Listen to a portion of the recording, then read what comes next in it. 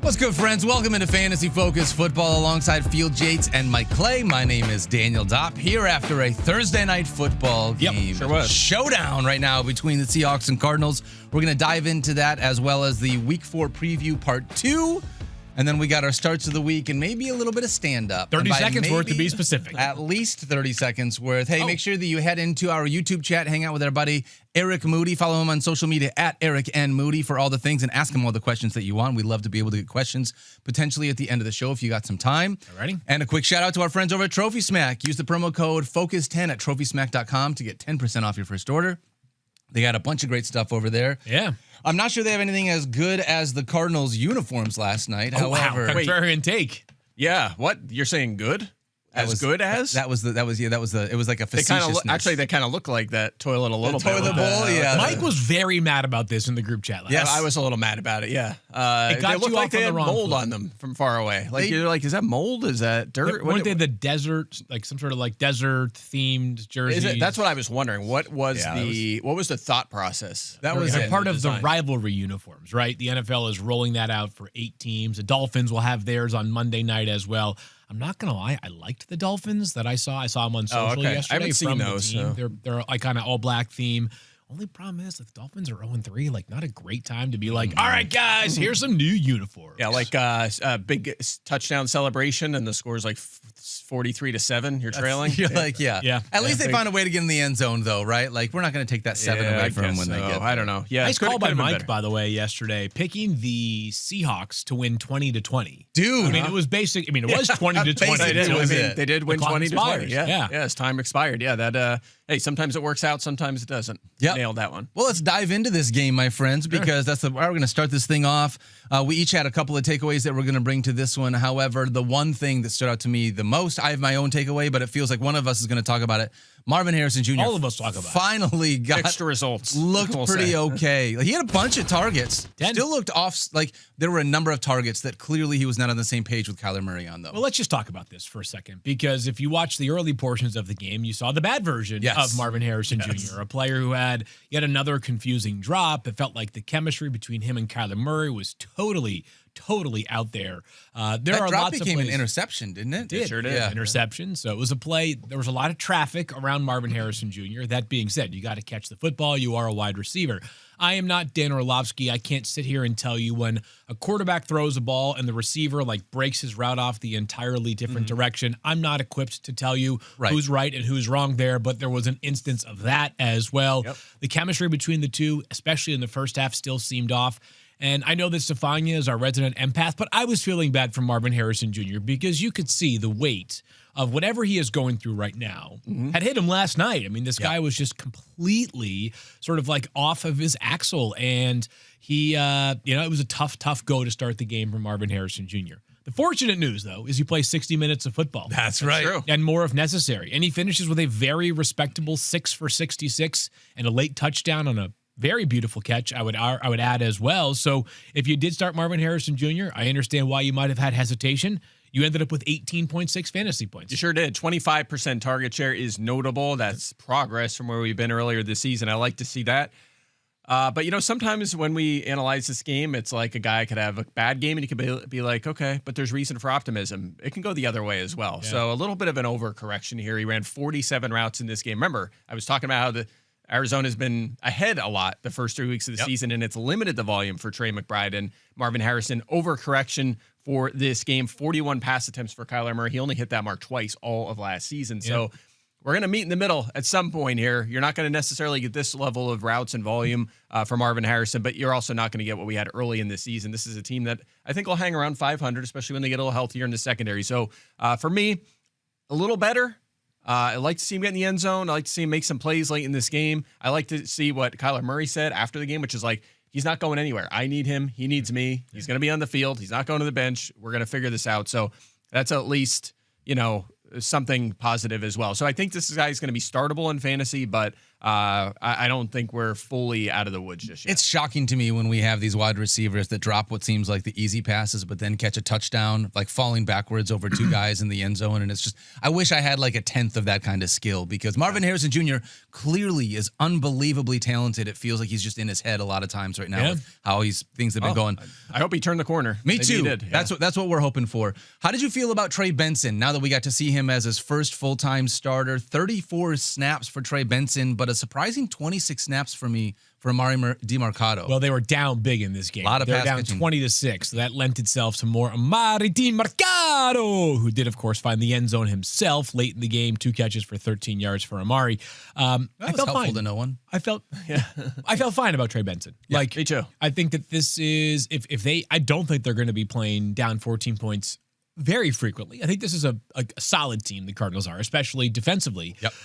So I felt fine about Trey Benson. He handled, 80% of the running back rushing attempts last night. That's a good number. He got involved in the passing game as well with 5 catches, Mike. So to me, still feels like somewhere between like RB 15 and 25. Yeah, he ran 4 more routes than DiMercato as well. So still get a slight edge in passing situations. Had the 5 catches. We know from James Conner's past, the last couple of years, he's very busy in the passing game. So Benson should take on that role and will get most of the carries. And again, to your point, they're going to run it more. Also, on EBL last night, we were talking about why we like the Benson under. Although he was startable in fantasy to some extent, he very easily could have got that touchdown. He didn't. But he was a fine flex option in fantasy. But this is a tough matchup running the ball against Seattle. They were allowing 3.2 yards per carry coming into this game. So I expected not the best breakout game from Benson here, but the role was kind of what we thought it would be. So going forward, he's going to certainly be in that RB2 conversation. I thought, just speaking of running backs, I want to talk about the other side. I thought, of course, this is like the classic Seahawks game where it is clearly Ken Walker that's got more juice and seems like he's more involved and touches the ball more, which means Zach Charbonnet scores more fantasy points than him. Correct. Charbonnet had the 1-yard touchdown run. They actually had. He didn't even have that. Charles he Cross got the touchdown. He's like the offensive lineman was the guy that made that happen. Walker also gave it to him by getting benched. It actually last night was almost like the perfect encapsulation of what I think is taking place with Kenneth Walker III right now. I know that people get frustrated when we talk about these sorts of things. Kenneth Walker III, as a pure running back talent, is significantly better than Zach Charbonnet. I think the coaches like the fact that if Zach Charbonnet is asked to run to a specific spot and hit a certain gap or hole and do the small things, that he usually does them. Yep. Meanwhile, Kenneth Walker III, for better or worse sometimes, is always looking to hit a home run, right? Mm-hmm. Bounce the ball outside, turns into a negative 3-yard run. Throw the football at your opponent, get called for taunting, 15-yard penalty, and not play for the rest of the drive. So, encouraging night, though, for Kenneth Walker III. It was. Because it was a season high in terms of total touches, 21. And if he keeps playing like this, I don't care how disciplined Zach Charbonnet is relative to Kenneth Walker III, they're just going to have to play him. Yeah, he's a difference maker. He's for too sure. much. I'm with you. Charbonnet ended up running slightly more routes, but I think had he not been benched for that drive, it would have been a little different. The snaps were still pretty close with Walker holding an edge of 4 in this game. And Walker, despite all that and despite splitting the backfield, was over 100 yards anyway. And I agree. I just think he's the better back, and he's the 1A to the 1B. It's still a frustrating situation because they are kind of interchangeable right now. But if you have to at least choose one for your flex right now, it is going to be Ken Walker. But there is not enough separation that I feel like he's back to where we wanted him to be. He's not an RB2. He's not like a solidified RB2. He's a flex. Yeah. He's a flex option right now. Charbonnet, a bench option. But as we have talked about often, if one of these guys is going to take the crown in this backfield and become an RB2 for the rest of the season, it is Kenneth Walker III. He is way, way more talented, even if the coaches value some of the stuff that Charbonnet does that goes beyond the box score. Yeah, so and congrats to the 2 backup running, the 1B back, the 1B backs. We'll say the backup running backs for taking the 2 touchdowns. Amari DiMercato and Zach Charbonnet. Thanks for that. Super annoying. Okay. By the way, I learned a lesson. I mean, clearly, for what it's worth, Jackson Smith and Jigba had over 85 yards from scrimmage. I should have said scrimmage yards, not receiving. Always give yourself the out. That's right. You never know. But Mike, unfortunately, won the board bet that we had on JSN. Pretty I believe close, we were at 85.5 receiving yards. He came in at 79. I actually got a text from my mother this morning that said, "Good luck on the show today, sweetheart. But you got to start winning some board bets, Buddy Bear." Which is calls you Buddy Bear? Yeah. Right. Mama I love Dopp calls that. me Buddy Bear. Yeah. Cub Bear. I don't want to. I don't like starting 0-2 guys. I don't. Oh, that's only 5. Yeah. Wait, that's not right. 4 targets, 5 catches. What did he have? He had 4 targets for 5 catches. 5 targets, 4 catches, 79 yards. Picked up a bunch of that in the second half. It was a very slow start. All the second half. Yeah, literally, it was all he had 0 catches in the first half. So. Yeah, it was a rough start for him, but it just goes to show that was kind of the point, right? It's so hard to put up 85 plus yards in 4 straight games. It almost never happens. It's happened 50 times in the last decade. It's just so hard to do. Before we move on to our week 4 preview part 2, are you familiar with the phrase correlation or causation, Mike? Never heard of it. Yes, of course. Okay, you are. Okay, I'm just checking here. Again, I know you're not much of a numbers guy. Yeah. However, would you consider it correlation or causation that the Seahawks are now undefeated this season when Jake Bobo plays and winless when he does not? Wow. Correlation. What a hater. Are you kidding me? No, I'm not kidding. The guy who had 1 target last night, you're talking about? Yeah, and several key blocks. Okay. And they were great on special teams. Yes, that's true. That's great points. Again, Field. they're 3-0 with Jake Bobo on the field. They are winless without Jake Bobo. All right, on the talk field to me when he runs more than 2 routes, and then we'll. Wow. That is a hater right there. Seriously. The problem is I can't respond to Mike because his team's the freaking defending Super Bowl champions. I know, it's the worst. And, talk to me when the Eagles win a game. Talk to me when you won add 19 to the last. Talk to me 20. when you add Jake Bobo in your fantasy leagues. He is Jake Bobo. Let it be very, very clearly stated that Jake Bobo is a defending champion in our ESPN/ex-ESPN Dynasty League. All right, fair. And I will never drop him. Is he on your team? Yes. Oh, of course he is.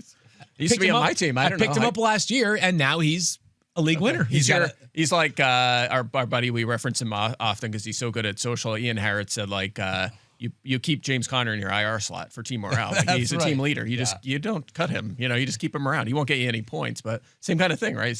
He's your team leader? He's a dominant player.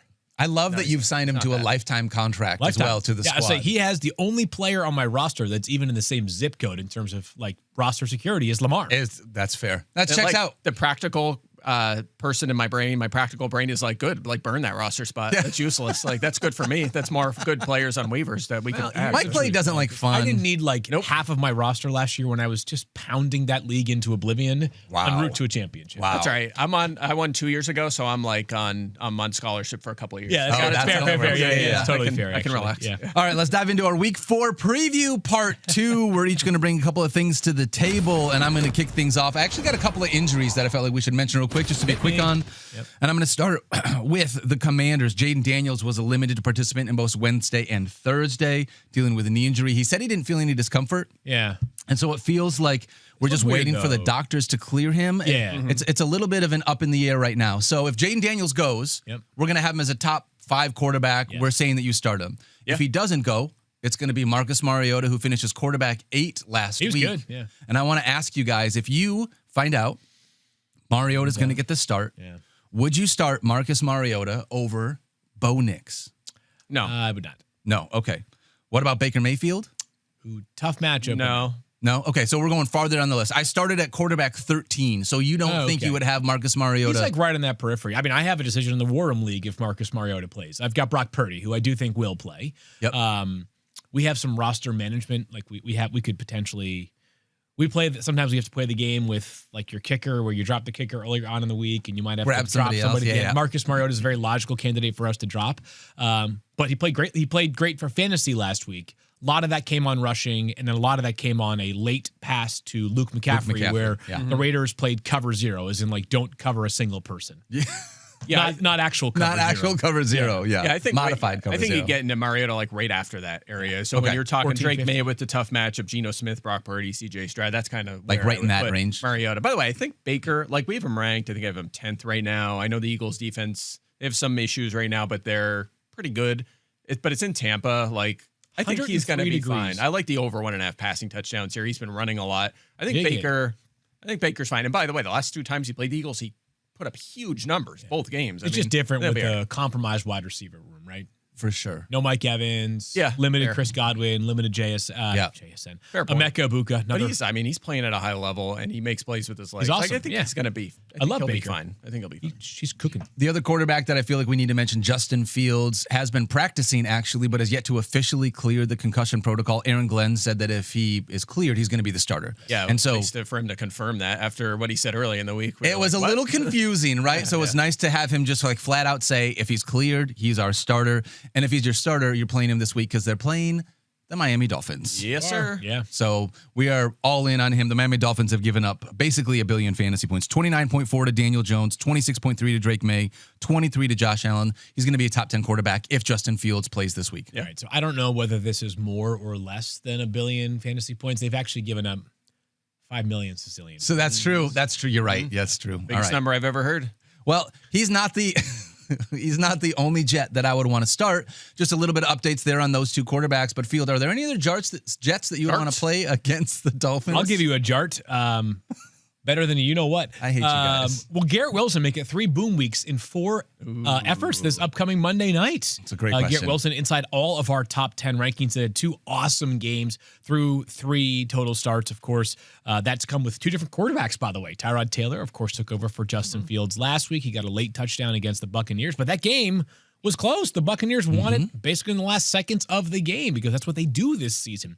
Garrett Wilson's been really good. The target share has been awesome. The Jets' passing volume has been very, very low. Wilson will be inside all of our lineups. The question is not whether to start him. The question is, might he get you 20-plus fantasy points for the 3rd time this season? Yeah, fair. I have nothing more to add. I mean, right now he's a lineup lock. I'm curious to see if as things settle in with this Jets offense, if there's enough pass volume that we're going to have a lot of dud games or bust games. But weeks 1 and 2 were the perfect encapsulation. Yeah, of what this so is. I'm still a little cautious optimism. As long as he maintains this like 35 or so % target share, I'll be fine. But it's the same thing as JSN, right? He's JSN and Zay Flowers. JSN going into last night at a 39% target share. That's the highest we've seen since, remember, the Brandon Marshall year in 2020 when he had a 40% target share. The numbers are never this high in the league. Like 35 is kind of where it would cap out, like Malik Neighbors last year. That was 5 years ago for Brandon Marshall? 2012. What did I say? 2020. I was going to say. Oh, no, 2012. Sorry, 2012 was. Yeah, I was like, Brandon Marshall was not playing. He was playing during the pandemic and playing at a high level. Yeah. And he might have been. When did he retire? I don't know. It wasn't far off that year. Don't know. It wasn't far off there. I don't think. Maybe it was. I don't know. All right, so we're all in on Garrett Wilson. We are in here. All in on Garrett Wilson against the Dolphins. Week 2 were a great encapsulation. Week 1, he goes off, even though the Jets throw like 21 total passes. And then I don't know the exact number, but it was low. Week 2 has a much quieter week when the Jets, once again, don't throw that many passes. Yep. All right, Mike, what's your first storyline of the week? All right, first storyline for me this week is Travis Hunter. The outlook on Travis Hunter. What do we do here with this guy? I think the answer is pretty close to clear. Yeah, I think it's pretty clear as well, but it's worth a discussion because, I mentioned this earlier in the week, but I'll quickly recap this. Week 1, 75% route participation at 8 targets. Only played 10% of the defensive snaps. You're like, good. He's pretty mostly good. playing offense. But week 2, 59% route participation because he played 60% of the defensive snaps. Only had 6 targets in that game. Why Jarrian Jones got injured in that game. Travis Hunter is the 3rd perimeter corner for this team. So if someone's down, he slides back in there. Week 3, down a little bit lower to 58% route participation, only 2 targets, and he played a career-high 69% of the defensive snaps. He's yet to clear 33 yards or 9.3 fantasy points in a game this season. The Niners have been good against receivers so far. It's possible Jones is more of a full go this week, and we see more Hunter on offense. Yeah. The coaching staff said that his role is not impacted by injuries to other players. Obviously, that's not true. That's not true. Jones got hurt. He replaced them. So it's going to be kind of fascinating to see, but I need to see Jones be the full-timer or Montaric Brown or whoever they want to put out there, and then we see more of Hunter on offense before I put him in my lineup. I just can't start him right now unless I'm in an IDP league. So this is a completely fascinating trade in so many ways. When the Jaguars moved up from 5 to 2 with the Browns, they gave them their first-round pick next year as well, which was the crown jewel of the trade beyond pick number 5 for Cleveland, who took Mason Graham. It's just an interesting sort of situation that we have on our hands. In some ways, history has told us, don't judge the process of this, or don't judge the results of this trade after just one season. Of course. It's also really hard to do that when you're living in the moment, like all of us are, right? Maybe Mike is much more pragmatic. But right now, you're saying to yourself, like, this is all they're getting from Travis Hunter through 3 games, an incredibly small sample size. The only thing that I would argue is that it feels like maybe the Jaguars would be best suited to take Travis Hunter, put him on one side of the ball, the other, and plant him there for this season and let him grow. Like, I don't think that if Travis Hunter plays exclusively wide receiver or exclusively cornerback for the rest of his rookie season, he's going to forget how to do the other thing. right? He will be fully equipped and capable to take on more of whichever side of the ball he doesn't play exclusively in future years. He is that rare of an athlete with the skill set he brings to the table. It does feel like, though, splitting the atom right now has not just resulted in not usable fantasy production, but maybe like less than optimal Travis Hunter value as well, like in real life. Yeah, I guess so. I did, I tweeted something along these lines that I just kind of laid out in social, and the results were a lot of like, he's clearly a bust because he's not putting up offensive numbers, but I mean, he is impacting the team on defense. Like, they need him on defense. He's playing defense. So from their perspective, they're probably thinking, he's helping us. He's just, you don't get fantasy points on defense. I know. It's I think he's been fine. From their perspective, they're probably like, no, he's filling the void we need right now. Like, it's good. It's the defense is playing better. So, like, Mike, I'm here to tell you, Mike, he could literally be giving up a 20-yard completion on every play and drop every pass thrown his way, and they would still be telling you who's doing everything they need because they are married to this. They're wed to it. I thought it was a weird reaction. Like, he's playing almost a full-time role on defense. Like, he's still playing a major role for them that they need. It's not like he's just on offense struggling, doing nothing. He's playing a lot in defense. That's why he's not playing on offense. I think what I'm saying is I think it's fair in the court of public opinion to feel like we were expecting a little more out of the shoots from Travis. What would we be getting if Jerry and Jones didn't get hurt? I mean, maybe he does get six also, six, what if targets, the season started out with like I don't want to say competent, but like a much better like Travis or Trevor Lawrence than what it feels like we've gotten. This passing game just has not looked in sync. It's not just Travis Hunter. It's the entire thing. That's a fair point. The idea of like Liam Cohen coming over and like unlocking, Trevor Lawrence in this offense, like that has not happened yet. So I don't think this is just a Travis Hunter thing. It feels like the entire offense is still finding its mojo in a major way. I believe he should play just one side of the ball, but you guys No, I'm with you. And especially from a fantasy perspective, Mike, I we're not want with that. you. Yes. Whether it's defense or offense, like I think for just defense, pick one. Like, Trust me, one. I wish he would just play on offense. Don't get me wrong. Like I want him to just play on offense. But we'll see. Anyway, for the time being, I'm not going to drop him because if he goes back to full-time, maybe they make that decision and say you're going back to 80% of the offense and he gets 7 targets and scores a touchdown and everything changes. So keep him on your bench, but he should not be in lineups this week. Against the Niners, it's just we're not there yet. It's just tough. All right, I'm going to dive into a couple of wide receiver conversations here, guys, and I want you to interrupt me because I'm going to kind of just plow through a bunch of stuff. I think it's useful information, but if you want to stop me and add to it, then please do so. Okay. Stop. You guys are the worst. You beat me to the punch. Yeah, you did it to me yesterday. So That's true. By the way, if you're watching this on linear, we're recording this at 10 a.m., so some practices may have already happened that will impact what I'm saying. But just to make sure that we're on the same page, CeeDee Lamb is doubtful for this week. He didn't practice either days this week. You should make other plans. We're expecting George Pickens, who's wide receiver 21, and Jake Ferguson, who's tight end 3, to be the big beneficiaries there in that offense. Okay. You already mentioned with the Tampa Bay Buccaneers, Mike Evans is doubtful with a hamstring injury. We expect him to miss a couple games. Chris Godwin had an interesting one because he was a full practice on Wednesday and then a DNP on Thursday. Seen this before. Is this like a maintenance thing? So it seems like we're going to see some sort of Chris Godwin this week. The question is how much? Yes, correct. Yep. So when you look at Chris Godwin right now, ESPN consensus, wide receiver 43.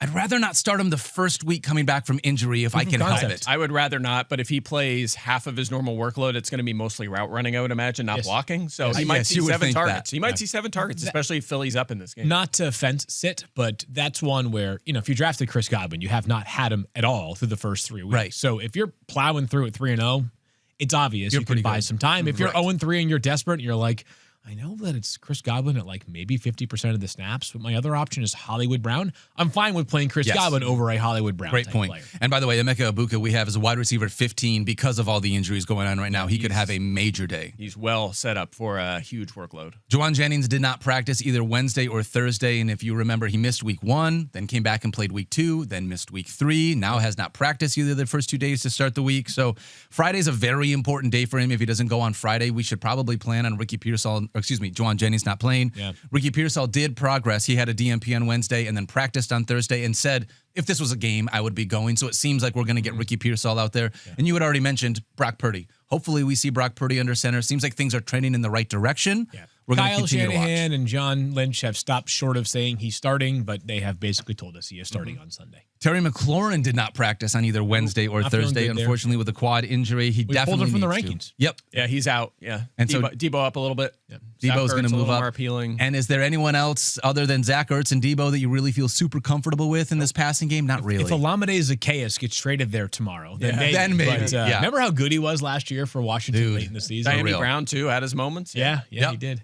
Last two really quickly. Devontae Adams did not practice with a sore hamstring, but this feels like veteran rest. I'm not worried about it. Back-to-back. Back-to-back DMPs. We'll see. We will find out. Now, put it this way. If he practices on like only a limited capacity today, could he play on Sunday? Of course he could. Yeah. He has been in the league for whatever it is, 11 years. Like he does not necessarily. 11 years? Is that right?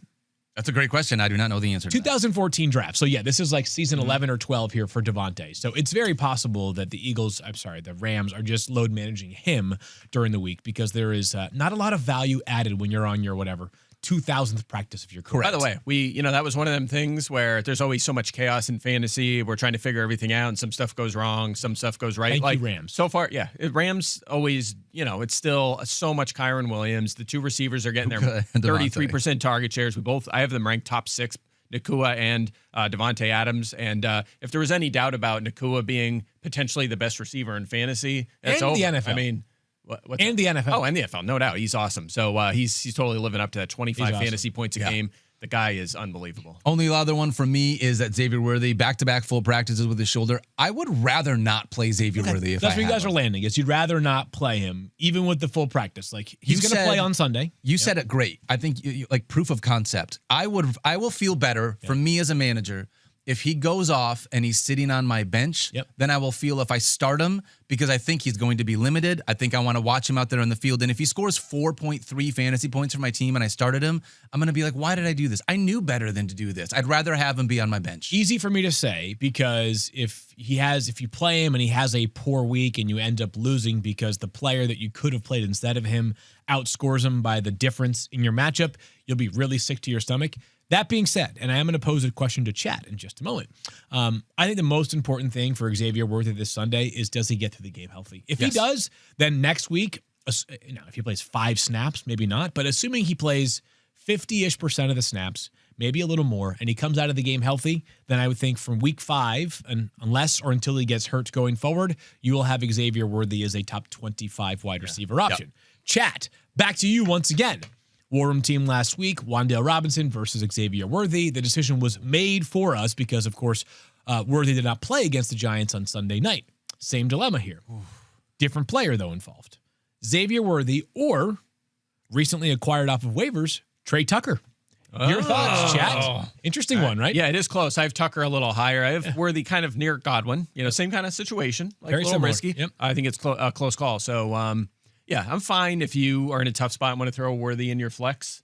But if I have a reason not to go that, if it's close, I'm going to avoid. I would go Tre Tucker. Tucker is okay. I have Tucker higher. Chat's going to decide this one for us. So chat, fire away, do your thing. Moody get in there as well. So let us know where you guys net out on that one. It's a close one. I mean, I think of Tucker as at the very least like in a 16-team league, good depth to have. Yeah. But perhaps he gets the start on Sunday. If he does earn the start from chat, we'll have a good talk before the game, get him in the right mindset, and hope that he balls out against the Bears. By the way, Tucker, got the Bears. Good matchup. That's what I was going to say. Nice thing about asking chat is it's sort of like the reverse of what usually happens to us. Like we can blame chat if it doesn't work out rather than chat blaming us for giving them bad advice. Chat, I would never blame you. Listen, it's my choice, my decision. Ultimately, if it doesn't work out, then my team will be disappointed, but not at the chat. All right, Fields, you're up next. All right, so we've been talking about Danny Dimes over the past couple of weeks as like a clear-cut lineup lock. He's playing so great. This guy is, I'm hearing him on morning shows being mentioned as an MVP candidate and all that. Do you feel that way against the Rams this weekend? Is it that simple? Hey, I have Danny Dimes. I've picked him up off the waiver wire. He's helped salvage my season. He's maybe rectified a quarterback spot. I came into the year trusting Kyler Murray or somebody like that who has not. Brock Purdy got hurt after week 1, and I've been able to ride the Danny Dimes train. Or are you sitting in this week against the Rams? I've got his quarterback 10. He's borderline. So I think you can start him if you want. I will say this: he had the 2 big week one and week 2 are great. Yep. kind of came back to earth a little bit. 15 points last week, was a quarterback 11 in fantasy. He's kind of fascinating in that he has exactly 1 passing touchdown in all 3 games. Yeah. However, he's 3rd in passing yards. And then on the other hand, he has 3 rushing touchdowns? 1 in each game. But he's 2, 1, and 0. But he's not running that much. He just has the 3 rushing touchdowns, but only 54, I think it is, rushing yards. 5. Yeah, so just make it up when it's 55. Make it up. Yeah, it's close. I had that note, but my computer, as you can see, is not responding right now. So I can't get the exact number for you. So we'll go with 55, Field Yates. 55. So anyway, it's kind of interesting how that's worked out. I think there's enough there for him to be a back-end quarterback 1. Rams, we know, have a good front. It's going to be kind of interesting. Injury-plagued secondary. So for me, fringe starter. I love it. Mike's computer, by the way, is the only computer on the planet that's overworked. It seriously is. It absolutely is. It gets mad at me like it just did right now. Just like temperamental computer. There you go. Now it's working now. Okay. 55. I'm making a decision right now in a league where I am going to bench Bo Nix in order to play Daniel Jones. Yeah, I can So dig that. I have made that decision. I have him as a top 10-ish quarterback. It feels tough for me. I mean, this offense is playing so well. I know week 3 didn't go as well, but it's because the offense played so unbelievably well, Mike. I don't want to have that be a negative in Daniel Jones' favor. Right. Mm-hmm. But let's talk about this here for a second, because I think we said this. I believe I said this after week 2, and I was. Oh my God! It is 55 rushing yards. Is it really? You didn't say it correctly. That wasn't up. Say it the right way. You knew. Right way.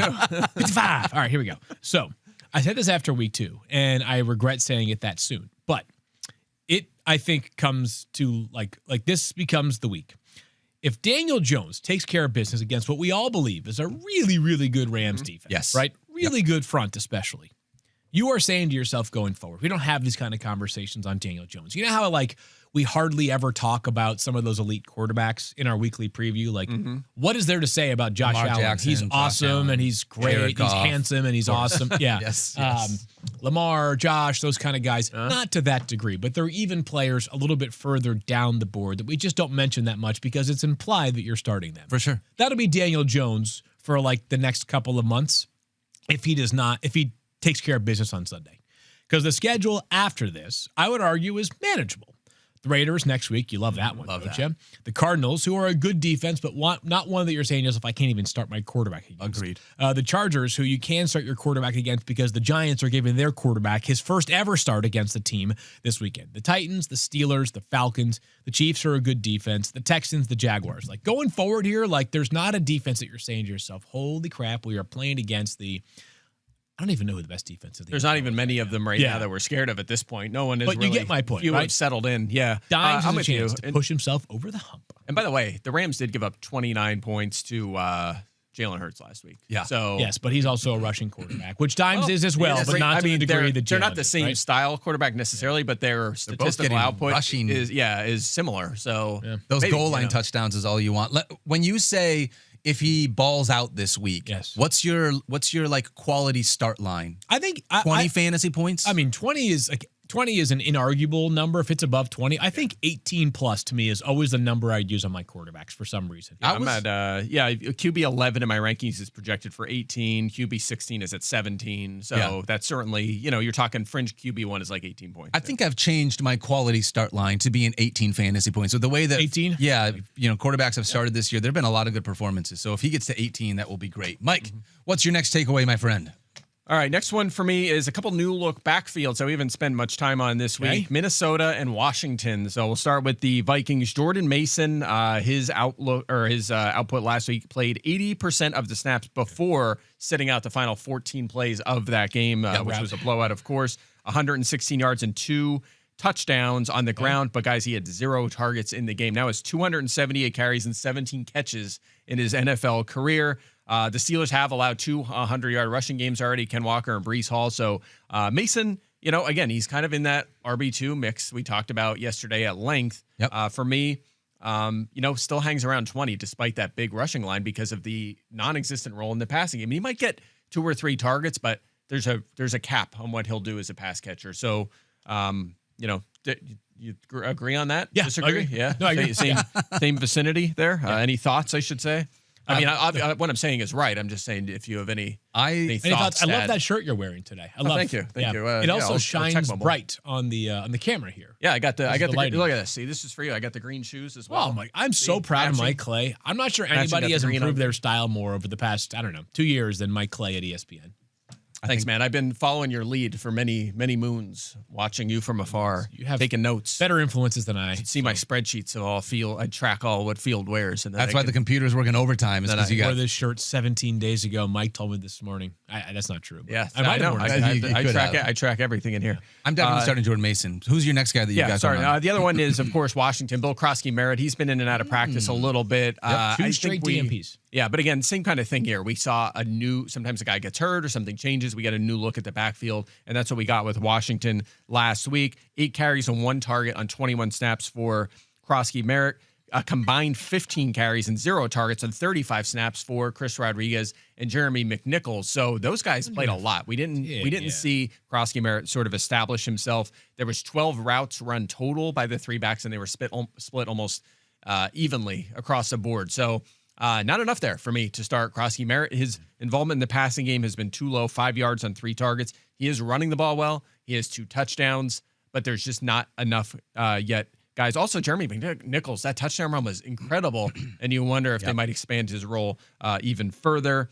Atlanta's really good against running backs, so for me, Washington, they're a stay away. How crazy is stay away backfield? That if coming in at the very end of draft season, there was so much hype. So much hype. Yeah. And then if we told you they're going to trade Brian Robinson Jr. and Austin Eckler is going to get hurt, we would be like, holy cow, this kid to the moon. And he might be at some point, but it's not there. It's kind of like Travis Hunter. There's not enough yet. We can't do it yet. He's he's a ceiling bench hold, and you hope at some point he takes control, but he's nowhere close yet. That's a good way to put it, Mike. Good way to put it.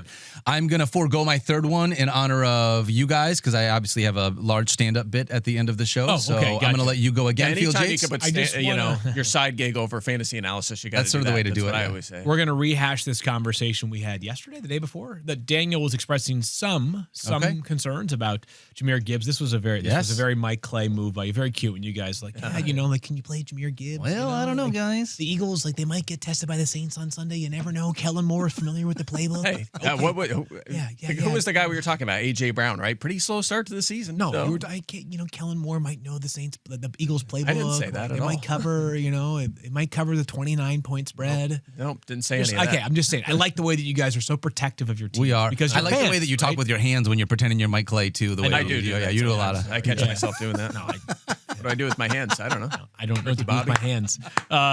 But which Lions, if any, are vulnerable against an elite Browns defense? Good spice to this matchup, by the way. Did you guys see that John Morton, the Lions offensive coordinator, said the Browns haven't really seen a running game like theirs, which I guess was interpreted by the internet as sort of trash talk. I looked at it as it's kind of a matter of fact, how many run games are like the Lions, but that has injected some juice into this game already.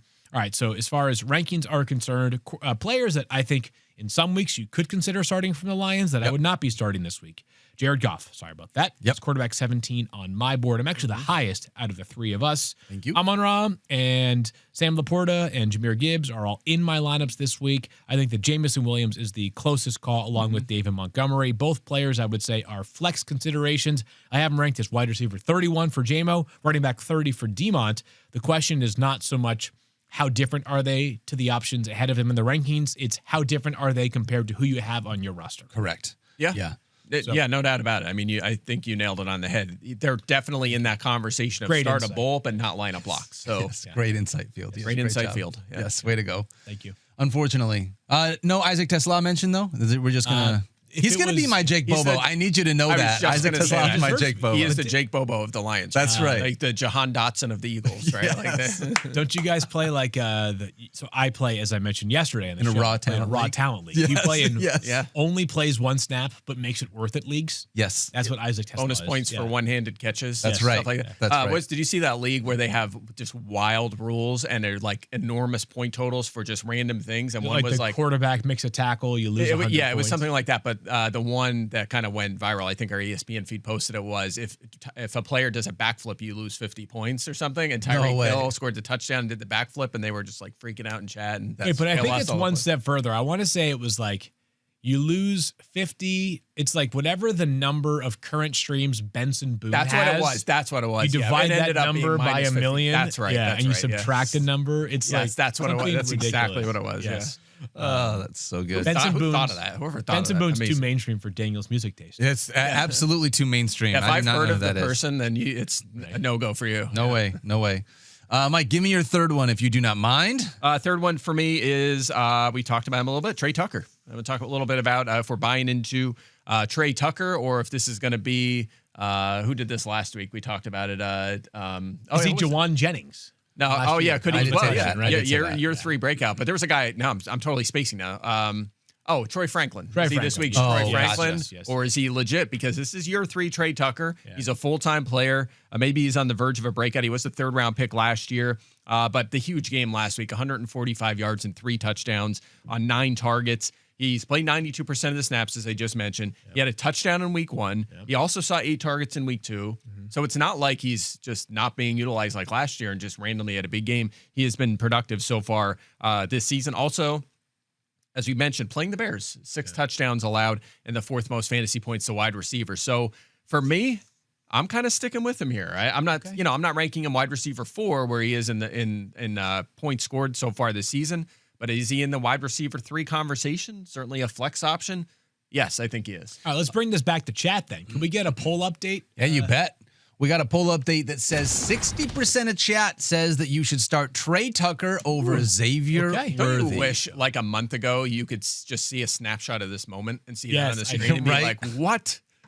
Like, what are we doing here? Just throw my rankings away. I Like, know, what are we talking I know. about right now? Well, there is an argument to be made that like too much is put into preseason fantasy analysis. No, I disagree with that. We got got jobs to do? It's our job. Oh, it's amazing. Field. We need shots. No, I just We mean need it's jobs, like you'll like stop. I think it's amazing because it's to me it's, but the same argument can be made on mock drafts. They don't like mock drafts don't matter. Like until the draft begins, like we have no idea what's going to happen. The Jaguars made a pick at number 2 that they didn't have until they were on the clock, right? Like the Raiders drafted Cleveland Ferrell back in the day, 4th overall, when no one besides the Raiders would have drafted him until like the 25th pick.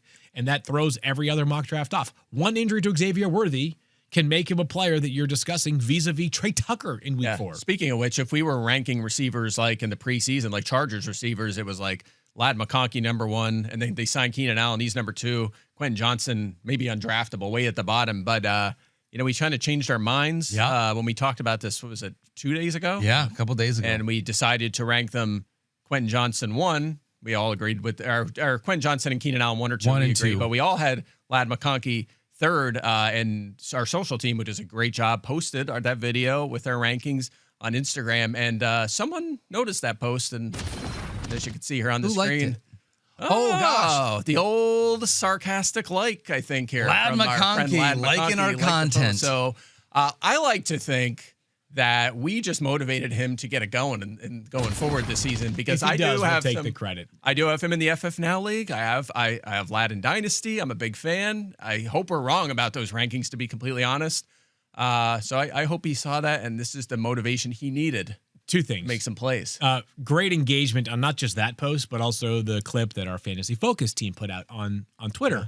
A lot of people were all fired up about that. Yes. I would they like were. to. I just would like to. We can post this if we'd like to. I'd like to congratulate every single one of those people that engaged with the post on clearly they not knew. watching the segment and saying, "Hey, I don't yeah. do rest. I'm not talking rest of season, all right? Because there's a lot of ball game ahead of us to be played, Sure. all right? But in the short term, in the very near term, who do you have the most confidence in right now? And how could your answer be Ladd McConkey based off of the fact that Keenan Allen has like 30 targets in 3 games? I agree. I mean, it's not like we said it's not like we did this after week 1.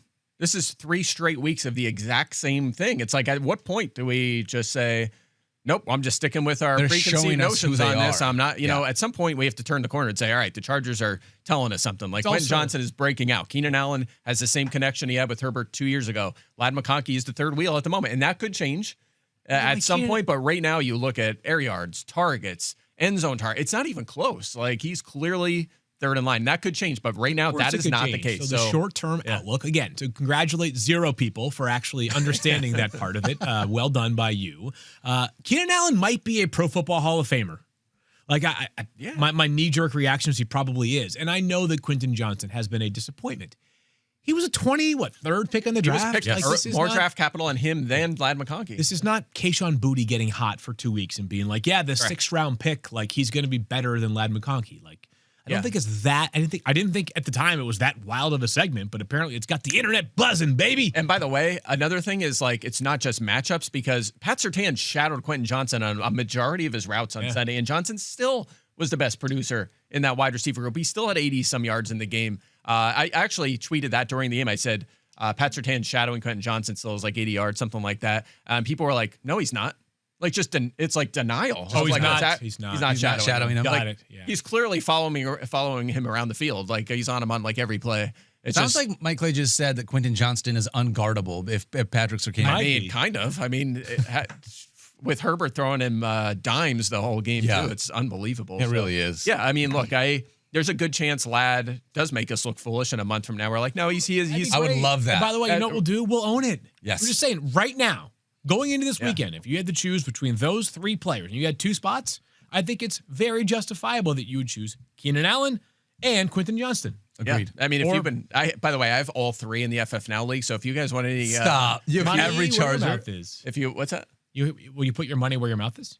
Well, actually, my team's so good. I'm in first place. I don't have to start any of them Wow. this week. So, I have George Pickens who jumps in the lineup. I have 3 good running backs, so I don't think you need have them. 13 more points than me for the number 1 record. Well, hey, first place is first place at the end of the day. Trust me, Mike. I know what it's like. After I won 11 straight games to Yeah, win you the did. title last year, I know exactly what first place look, is like. Look, don't tell Dan. You and I know what it's like to win titles. Okay. Over here on this side, Do you guys know what it's like? Did you know your little crown next to your name if you win a championship in the league? Okay, Jeff Darwin. I didn't know. Yeah. I didn't like all mine have that, so I was just. I that's thought it just was just a confusing. standard thing. Yeah. Feature. sure. Yeah.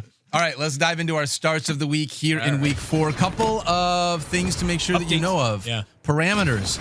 We're picking a quarterback outside the top 10, a running back outside the top 20, a wide receiver outside the top 30, and a tight end outside the top 8, Yeah, which it is says where 10 we on the landed. screen if you're watching. We changed that last night. Yeah, Yeah. we're still figuring this out. We're in week 4 of It's a this. little fluid here. All right. So we went with 8. Who won last week's starts of the week? Do you remember who was? 3 in a row. All 3 in a right. row. Give him his crown. Yeah. All right, 6-0. Got my crown, my metaphorical crown right here. Field, I'm going to let you go first then, seeing as how you came in first. Yeah, and there's no advantage or disadvantage to No, going there is first not. because You we're just not don't having to finish pivot last. off of here. My quarterback of the week is Geno Smith, who of course draws the Bears. Bears have been very leaky Like it. on defense. We saw Jared Goff carve him up 2 weeks ago. We'll see if Geno Smith can do the same thing this week. My running back is Tony Pollard. The Texans Okay, are favored all by right. 7 points against the Titans this week. I think Tony Pollard, who, by the way, can be a factor in the passing game, I think that he's going to hang around enough. Like, this game will be close enough where I could see 18 carries plus 4 targets for Tony Pollard. All right. My wide receiver of the week is, while we are all hoping for Drake London, he is well inside our top 30 of wide receivers. So I'm going Darnell Mooney. Ooh. Wow. Darnell Mooney makes Okay. the list here. I know that the Falcons offense has been sputtering, but there's been a fire lit under their you-know-what this week. So we'll see if the Falcons can get things rolling a little bit. And my tight end is Dalton Kincaid, who, of course, has 2 touchdowns so far this season. Absolutely. Okay. Okay. All right. I like well it. done. Michael Clay, you are up next. Any Yeah, and crossover again, yet or no? I don't have any no, crossover. I think that's totally That's fine. great. I don't know about you guys because like got naturally, so if we're much. trying to win, it's easy to be like, okay, I'll do my Wide QB receiver 11, 31, I'll do yeah. my wide. But what I've tried to do is look at our consensus rankings and find guys that I'm higher than consensus on. Like that's kind of the way I've attacked starts of the week. Obviously, if I'm more optimistic than the crew, then that should be my start of the week. So. The first guy was kind of borderline in this regard, but sometimes quarterback's a little tricky. But I'm going Baker Mayfield. Like I just said before, kind of money where my mouth is sort of thing. Like I said, I think he can get the job done here. 8 straight games with 2 or more passing touchdowns before he had one last awesome. week. 8 straight. So I think he can do that. Again, the 2023 playoffs, this game was in Tampa Bay. He had 27 points against the Eagles. And then week 4 last season, same thing. Week 4 last year, week 4 this year, 28.9 against the Eagles. I know the receiver questions, but still optimistic about him. Bless you, sir. Bless you. Running back. This is a guy I'm higher than you guys on. Quinshon Judkins. Last week, 18 of the 19 carries went to him, had 95 yards and a touchdown in that game. The opposing lead back against Detroit is a touchdown in every single game so far this season. So going Judkins. Wide receiver. Again, money where my mouth is. Last week 17 last year, we saw these 2 teams face off, Denver and Cincinnati. T. Higgins had a huge game while shadowed against Riley Moss.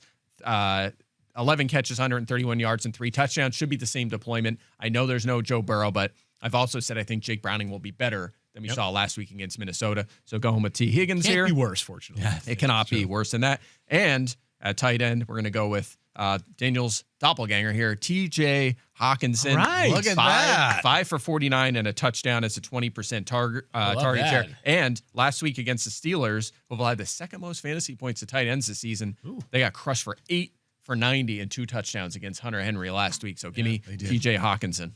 By the way, that game is 9:30 on Sunday morning, so make sure you get your lineups set early if you live on the West Coast or you sleep in. Be ready. Dual screens. That's Sunday right. morning. Fantasy You got the football game now. on one, fantasy football now on the other. Put the game on your phone and watch Fantasy Football Now on your TV. Love that. Yeah. That's where it's at. My starts of the week, I'm going to go with a guy that's finally getting more rushing in his life, and that is quarterback Drake May taking on the Carolina Panthers. I'm actually doing the opposite of what Mike You're did. doing the Mike's quarterback 11? I'm going through. I've lost 2 of the last 3 weeks, guys, so I want to make sure I don't come in last place again. So I like Drake May against Carolina this week. I also like on the other side of that game, Chuba Hubbard taking on the New England Patriots. Good mention here because Chuba did get downgraded to limited participation because of a calf injury on Thursday. So obviously, if there is anything to update you guys on after practice today, you'll assuredly hear about it, read about it, see about it on Twitter or Lad McConkey's Instagram. So don't worry. Yeah, Rico Dowdle, next man up there. I've already added him in the one league that I have Chuba in. With the wide receiver spot, I am going to go with my wide receiver 31 that has a chance to be able to have a big really play. are going And- right. Yes, I am. I'm taking Jameson Williams. Okay. Once I get a win under my belt, I'm not going to play this way, but I need layups. I'm Marvin Harrison Jr. Give me like screen passes right now. So I'm going to take Jameson Williams looking for a big game against the Cleveland Browns. Okay. And then my tight end is going to be Zach Ertz with the thought that there's going to be no Terry McLaurin. He looked pretty good last week, so I think we would expect him to have a decent amount of volume. And I think, is this the first week that we don't have a single bit of crossover, no crossover. for any That's of great. us? Yeah. That's good content right By the there. way, May, we talked about this. Interesting choice against the team that's allowed the fewest fantasy points to quarterback so far. This cover 3 heavy Panthers defense. Fascinated to see a lot here. If May can overcome that, if the running game gets going for New England and against this defense, this scheme, May could learn a lot about how to attack the Panthers defense as well from this one going forward. So I always like to keep an eye on that sort of stuff. So we'll see. All right, those are our starts of the week for week 4. Obviously, we'll see how that plays out, and we will do some punishments next week. We are now at the time of the show where we're going to do... This is the part that I've been waiting 51 minutes I know, for. yeah. We have to Can we just back wrap up off last and let week's. you have the stage? So listen. Last week's start of the week went poorly for That's Daniel, right. so... I get to do 30 seconds of stand-up. I looked at it like this. I needed to do at least 30 seconds of stand-up, okay? So this is going to be a little got 20 longer than minutes. 30. You've got 9 minutes left in the show. So we don't need a timer because however long you want. I made sure to make that there was enough here to like cover what we needed to do. So, and by the way, comedy's not supposed to have any boundaries, and we're all best friends, and we're gonna love each other when we get done with this. Oh no. Okay. Oh, so it's this kind of Yes, stand-up this comedy. is so good. He's coming for us. Should I just leave now? No, you should leave. No. Please no. Please think no. you should leave. We'll see how this works. Did you guys see those Arizona Cardinals jerseys last night? It was so weird the way that they covered them in like fake mud or sand or dirt to make it look like they tried hard, even though they obviously didn't. That was an interesting choice. I'm not sure I've seen something that looked that bad since the last time I watched a clip of Mike Clay trying to convince us Christian Watson was still a wide receiver 1 in fantasy. I'm kidding. There's no way Mike could have known Christian Watson's hamstrings were installed backwards at the hamstring factory. That's not your fault. I do wonder, though, what do you guys think Mike Clay likes watching more? Is it actually the football game, or is it just waiting until the game is over to update cell K38 with his wide receiver cornerback matchups? You know what I mean? Yeah. Like, I got this one right. This isn't comedy. This is Joy? just facts. This is writing out I love it. observations of real life. Yeah. Nerd alert. Honestly, though, Mike, you are the epitome of the kid that got a TI 85 for your 10th birthday and just really never looked back. And I mean this in all seriousness. You've crushed it coming out of Western or Central PA, wherever the crap you're from. Central Eastern, yeah. You are the engine that drives this fantasy game, and it's seriously an honor to work with you, so I appreciate it. This is not a roast. It's a stand-up comedy, but yeah. Did you ever think about the fact that a TI-85 is basically just a Game Boy for nerds that didn't have friends growing up, though? You guys ever think about that? Yeah, No? I had games on there. Okay. Just sitting in the back of your classroom playing Drug Wars, learning about market manipulation, hoping the teacher doesn't find out about it, right? Like that was it. I'm cool Obviously, too, guys. Okay, I played the games on there. All right. Little different than where Field came from, obviously. Field, when newborn babies, where they came from with Field, they actually received a gift basket like you get at the Emmys. It's like, hey, Sweet Baby Field came in this world, and it's like, here is a beautiful, organic, sugar-free, no additives, virgin baby apple juice for when you get thirsty, Baby Field, obviously. And here's some tiny baby boat shoes for when you're out doing your yachting with the family on the weekends. And here's a Vineyard Vine starter pack with organic, non-bleach diapers and a monogram bib with your initials FY, which, by the way, FY also means fiscal year, and that's actually how Field celebrated his first 5 birthdays. It's like, hey, way to go, Field. You're 4 fiscal years old. Congratulations. I can only imagine, honestly, a cute little baby Field walking around Nantucket in that little diaper and his boat shoes. It would be really... You didn't get to choose where you grew up, though, Field. And eventually you did make your way out of the mean streets of Nantucket or wherever it is that you were from, somewhere in that area. And you became one of the best NFL insiders here at ESPN. You are super thoughtful and insightful. I cherish the chance that I get to work with you every single day. You're a joy to work with. Also, I know you're the only guy that's so locked into the NFL that when 5 a.m. rolls around, the NFL actually sends out a memo to all 32 teams saying that Field has been activated off the sleeping list so that he knows he's open for business if you need to break any news there. So, speaking of Field, I'll tell you what really grinds my gears about white people. Oh, shoot. Dang it, guys. I guess we're out of time. Sorry, that last one was going to be a doozy, too. I'm sorry, guys. Oh, man, that is really good. A little bit of fun there. I'm so glad that we got that as a punishment. Well done. I spent a lot of time last night trying to find the right way to, like, if I had to do comedy, I wanted it to be at your guys' expense, but I obviously didn't want to cross the line, so hopefully we had a little bit of fun. Spirited right now over that. By the way, did you hear Joe Formbaugh's last last time on radio? Because it's funny because you and him had the same way, sort of the same way to end it. He was like the whole last it's like 10 days, right? Well, yeah, but the last episode, he's like, I'm going to talk, last show at the end, I'm going to talk about politics. Diving into politics. The whole way he kept building it up. And then at the end, he's like, all right, so here's my and that was the end of the show. And that's it. That's the same. Good. I love it. So it's so funny, too. Same brain, sharing a brain. That was fun. Honestly, that was kind of tough because I wanted it to be good enough. I spent some time, delivery is kind of difficult. I wanted to do some crowd work. Oh, you put some time into that. I appreciate that explains your bad fantasy advice all week. Wow. You spent all your time on the comedian here, not you, Mike Blake. Come on. Did you practice that in front of Rosie last night? I didn't practice it in front of Rosie last night. I spent after the game probably another hour after the game got over, trying to hone it and change it and figure things out. And I showed it to her this morning. So that was a legit punishment because you had to put a lot of man hours into that. I tried. 30 seconds felt like it was too short. I did 30 seconds and I was like, this is 2 jokes. I think the punishment should be more than this. So okay. If you want to punish yourself more, I leaned into it. You know what I mean? I love you guys. I want to be able to do this. I'm glad you got that because I would not have executed that well. But it's good to know, if one of us gets it going forward, how we have to.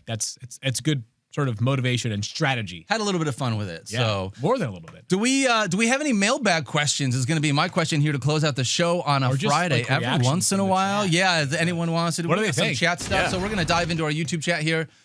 This one comes from Gian says, Mike dropped off. I love that. Hey, nothing wrong with that. Great headshot right there from Gian. Jeremy says, round of applause, please, for Daniel. Oh, that's nice. Yep. Okay, thank you very much, Jeremy. I appreciate that. Eduardo says, Dopp loved it. Not a punishment. Maybe true. Roasting my friends is not a punishment. I'll agree with that. Samuel, thank you very much. Great out. We appreciate you, my friend. And then Mama Dopp, I've been nervous this entire time. She has been. Look at how cute the photo is of your mom giving you a big old smooch. Yeah, she's the best. I love Mama Dopp. She's fantastic. You can also ask Mama Dopp questions in chat as well as Eric Moody if you want. She's an open book, so feel free. Let's dive into a few actual questions. Appreciate all of the kind words about the comedy roast here for the stand-up. It means a lot, guys. A couple of real questions here that you can answer for some fantasy advice. Trinad C wants to know, would you stick with BTJ this week or would you sit him? Michael Pittman Jr. and DJ Moore are my other options on the bench. I'm sticking with Thomas. Yeah, it's tough right there. I'm going to play DJ Moore. Yeah, you would play DJ Moore. Yep. Yes, Vegas. I mean, it is a good matchup, so I can't fault you for that. I'm going to give Thomas another week. I feel like week 4. Once we get through week 4, I feel like a lot is settled in. Not one team generally hasn't played 4 tough opponents. We kind of get a good feel for things. I'm going to give him this week. I have him ranked lower. I'm 17, but I'm still starting him. It's kind of a crappy thing to figure out, but I think I'm going to go with BTJ. But in order to do this, you're basically monitoring practice reports to kind of figure out whether or not Travis Hunter is going to play more offense or play more defense. So if we feel like there's going to be a cornerback out, maybe that opens up some more opportunities for Brian Thomas Jr. and hopefully him and Trevor Lawrence can just get on track at some point. So, all right, next question that we have here from our YouTube chat comes from Evan wants to know Baker or Caleb Williams this week. I'm a Caleb guy this week. I was going to say, even though Mike is the optimist on Baker, he'd probably have Caleb. I still have as well. Caleb 5 spots ahead. Yeah, he's been crushing it this year. He's delivering with the best of them. I mean, no one's on Lamar's level, but Caleb, what did I say? Allen's at 25. Caleb's 23 points per game. So he's 2 points a game behind Josh Allen right now. He's crushing it, running, throwing, good connection with Adunze. Yeah, he's the player. Yeah, like that. All right, we're all in on Caleb this week. Yeah. One more question that we have here from our chat. We've got from Jordan, Zay Flowers or Keenan Allen for the wide receiver? This is a good one. Sheesh. I have them a couple spots